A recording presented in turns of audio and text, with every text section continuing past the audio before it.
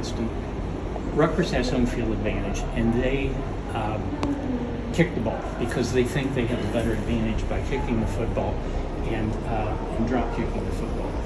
They end up winning the game, but Princeton's upset because they thought they had better athletes, running athletes, so they schedule another game at the end of the season. They run the ball and they win the game.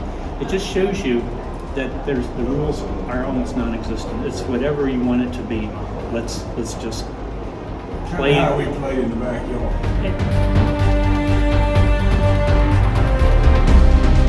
The old games, that would start the play. No, we're going to start it by kicking the ball backwards and picking the ball up, and that turns into the hike. We're going to allow interference, they call it, which is blocking, and you can knock a guy down. That makes it different than any of the other sports where you're not supposed to knock a person down. You start playing, and it's 0-0 at the end of some of the games because there's nothing to move them forward.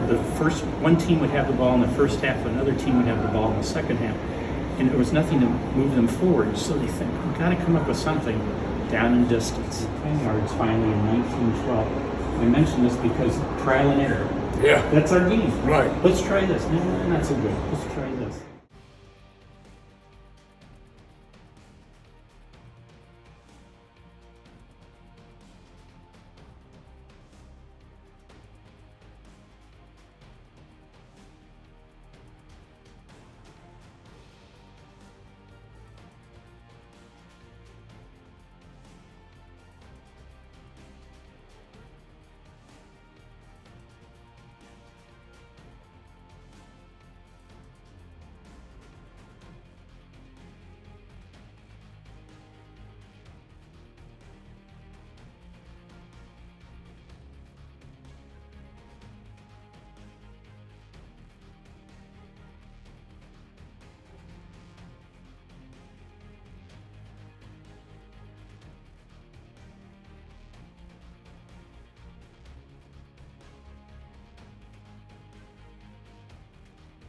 By 1905, we're up to 18 deaths on the field, mostly high school players.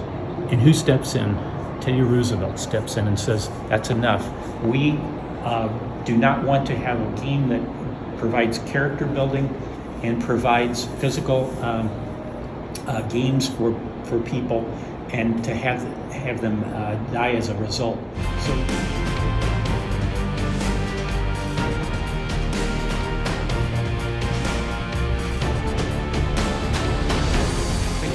There's probably a lot to that. So the 1906 rule changes, two major things happen. We start to allow the forward pass. The pass was not allowed at the very beginning of football, but by going to the 1906 season, we do have the forward pass. They could throw it underhand, they could throw it overhand, but that big football is so large that they can't throw it very far. And you had to be 5 yards behind the line of scrimmage to boot. So you're throwing 20 yards and you really are only netting 50.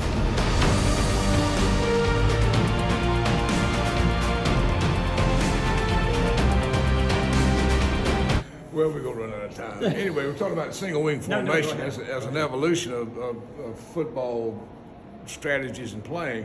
I was sharing with Lucy that East Carolina ran the single wing offense back in the day in the early 60s, and if I'm not mistaken, I think the only team in the conference that did. In Churchill. And my cousin Churchill Grimes, the hoss that he was, played tight end and blocking back for the East Carolina Pirates, single wing. Without a quarterback in the T formation. Right. Changes everything. Right. Changes everything. That's what we ran. So, 1934, the quarterback becomes a very important person. How did it come up with the term? Fullback was all the way back. Right. Halfback was half the way back. Quarterback, he's quarter of the way. Right. Quarter of the way Serious back. about any of this, right? Now I'm gonna actually grab this, and I'm gonna take you to one guy who was instrumental, or very instrumental in, and it's one of your teams, one of your favorite teams. Yeah. Here's Sammy Baugh. Slinging Sammy Yeah, Baugh. boy. Now these guys, Sid Luckman even talked about it. He said, footwork becomes important now. You have to learn to pirouette, Sid Luckman called it, to hand the ball off. You're Right, pirouetting, it's a dance, right. pirouetting, or getting back into passing formation. You're footwork starts to become important. That's why George Halas chose Sid Luckman, and these other owners are choosing some of these fast-footed, if you will, quarterbacks, because they can get things done. So it's not just the power anymore. We're talking about finesse. Really, a lot more finesse. New York and Chicago are getting all the best players with the best salaries. So he comes up with the idea for the inverted draft. They choose the very first Heisman Trophy winner, Jay Berwanger. It's a slam dunk. Why wouldn't you choose the best player? Well, Jay Berwanger wants to work in a rubber factory, as it turns out. What most of the guys are having to do, get real jobs. Shoot you, Justice. Charlie Justice, I got his football card. Hey, yeah, cool. He played for the Skins for a little bit. Yeah. But he was the big Carolina. They still bow to his name whenever anybody mentions it.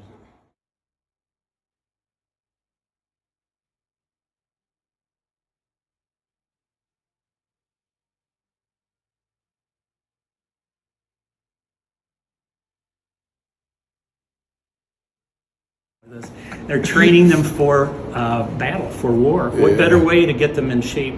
But he's keeping his eye open, and he's telling some of the football players, when the war is over, which it will be someday, if you survive, come and play for me. So that's what's going on. We do talk about the reintegration of pro football. One full year before Jackie Robinson, but Jackie Robinson in baseball was very well known. Pro football was not very well known.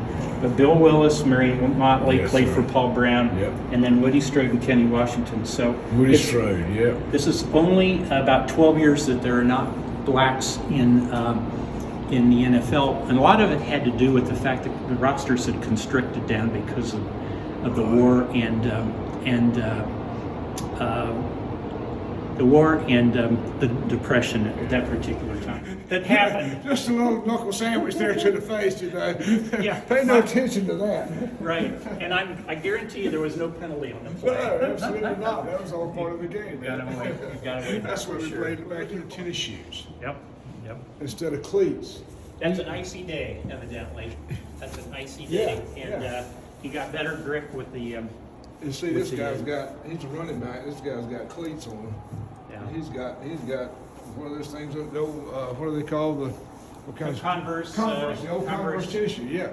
And he's quarterback. We were talking about footwork. He probably needed that to move around in the pocket better. Well, that is, in fact, 60. That's come on, Sam. You'll come to me. And get our age. No face mask and running in tennis shoes. And this guy here is getting his eye. I don't know if we have the jersey, but I've seen it where they've taken the 60 off and they put 14 over it. Yeah. Because they were on a thin budget. A thin budget, a thin budget. But they were starting to move toward the team numbers for the backs, for the running backs. All hats off and all heads bowed. This is For Jordan. Johnny. For Johnny. Thank you, Johnny, for all those years. You talk about somebody got cheated, there's not a big titles named for him, and they still talk about him and all that, but he was just kind of a behind the scenes kind of guy. He wasn't, out front, but We highlight him here. he was doing a big deal. Oh yeah, he was a big deal. They had all this fancy footwork and all this toe touch and all the stuff everybody's talking about today, and he and 82. That's all they did. It was catching that Raymond ball. Berry. Raymond Berry catching that ball out of bounds, dragging the toes. I'm telling my story I here know, pretty I soon. saw- No. I'm right with you. Yeah, Our minds are alike. I sat mesmerized. Just said, golly. I love this is the old Baltimore Colts Yeah. jersey. The story behind it, I think we both have heard that this was in a bar in Los Angeles. Wow. We tried to get the smoke stains off it and all the smoke off it, but this was a jersey that we had in here.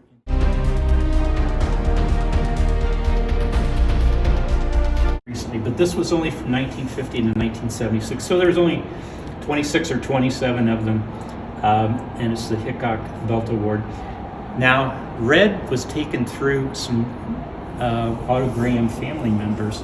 The story they told him was because of the stones there. I heard it was worth maybe about $300,000 in historical value, and the stones.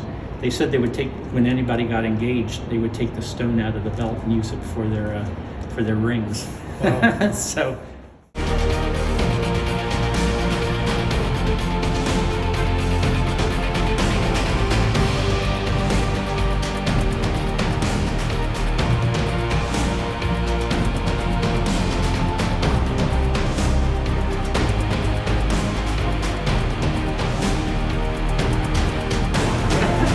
But I watched it, Same and age. here's your Johnny Unitas. That's it. I remember You it called so the well. greatest game ever played. That's 17 right. Hall of Famers played in the game.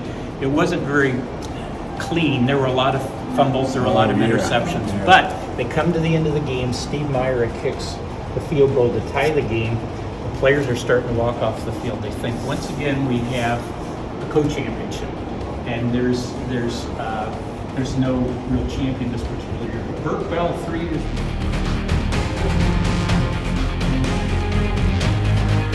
Slow, but he Oh, he worked- slept blind one eye and had back problems. and Unbelievable.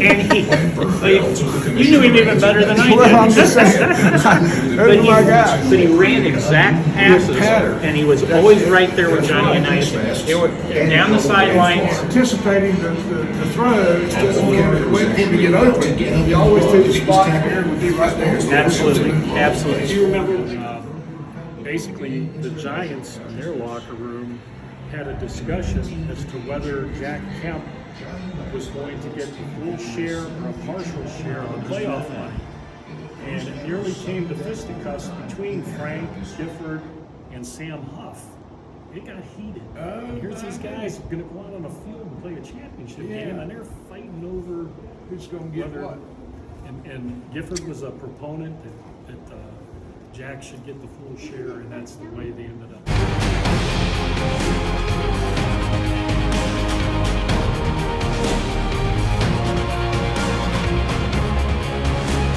High salaries in both leagues and forcing them up.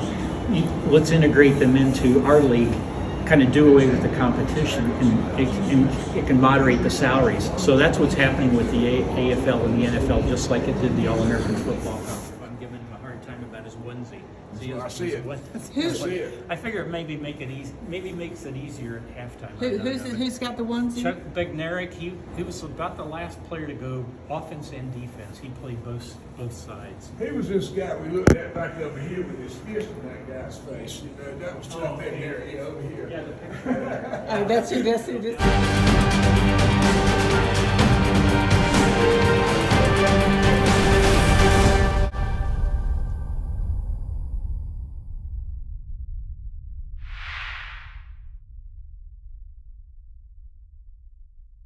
A lot of headbutting.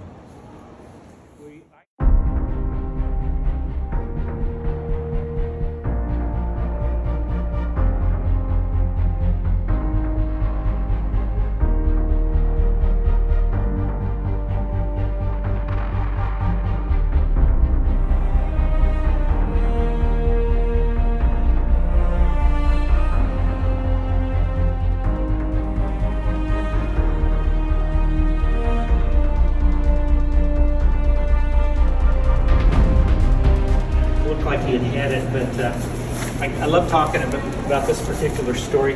I couldn't remember his name. Dick McCann was the original director. It's got his name even on this particular trunk that came in at the very beginning of the 1963 when we started Pro Football out that particular year. That coat is just so snazzy. Can you imagine the sideline coats that the Toulouse Eskimos had Love that that coat. particular year?